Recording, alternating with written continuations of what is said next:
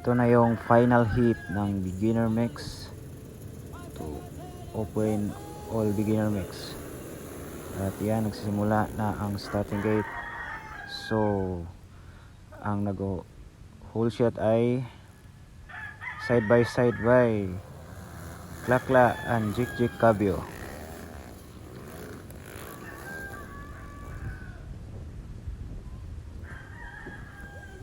At yan, nangunguna si Jik Cabio at nakasunod si Klakla Luxen.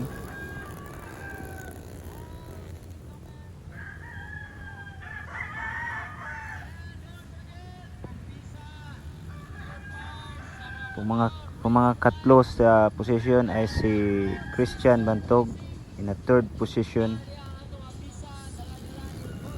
Nangunguna pa rin si Klakla at yan, nakahabol si Jik Cabio.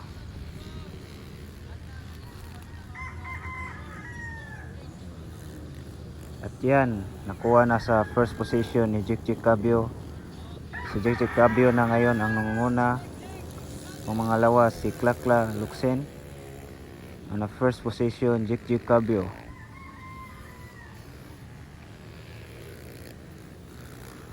Kasunod pa rin si Klakla Luxen. On the third position, Christian Bantog.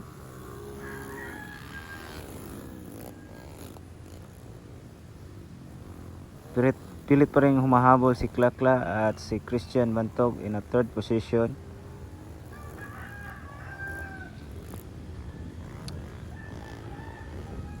Si Jik Cabio pa rin ang nangunguna.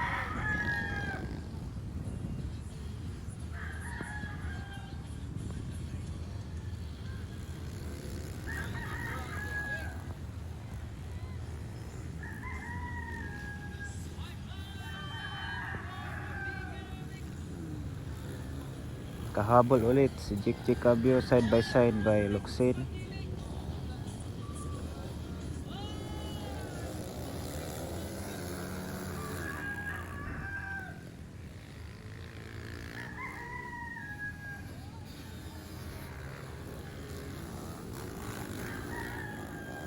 Pilit pa rin humahabol si Christian Bantog in a third position, pero hindi naman magkalayo ang kanilang gap. Yan, side by Jik Cabio.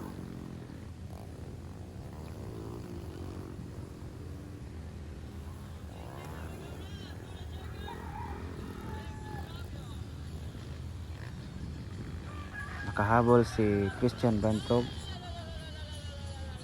on a second position at third position. Yan, nakahabol si Christian Bantog.